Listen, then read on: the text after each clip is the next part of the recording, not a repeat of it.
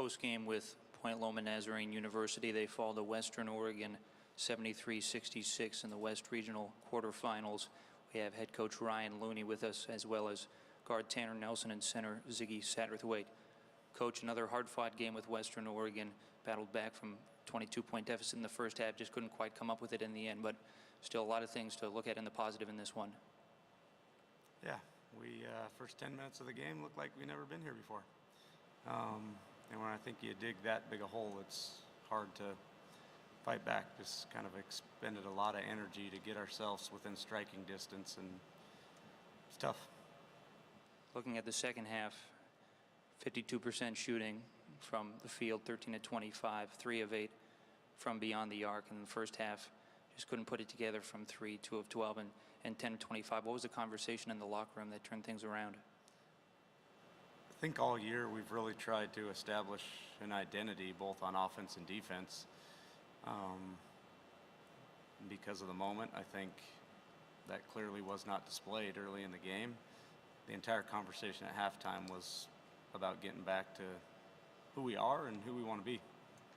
Ziggy, you certainly looked like that's where you got in the second half, is put up 11.6 rebounds after the break, and definitely looked like someone that you wanted to be. Did you feel that way about your performance? Yeah, the second half, we just didn't want to lose, so we all had to put it together. Tanner, get within just a couple of buckets there late in the ball game, and certainly the tenacity was there. Playing against this team for the second time this year, what do you think you guys improved upon in game number 2?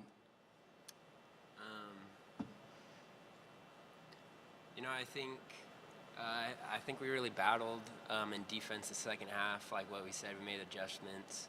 Honestly, we dug ourselves a deep hole from the beginning, and that hurt us. But in the second half, I feel like we really dug in on our rebounding and defense, which is something we always have to lean on. And so that's what helped us in the second half.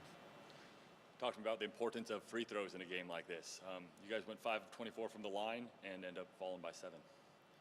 Yeah, I think it goes back to the very first thing I said. In a lot of areas, we just look like we're a team that hasn't been in this kind of game before. And the reality of it is we haven't. We're young. We got only 2 seniors on our roster. It's our university's first time being in the NCAA West Regional. I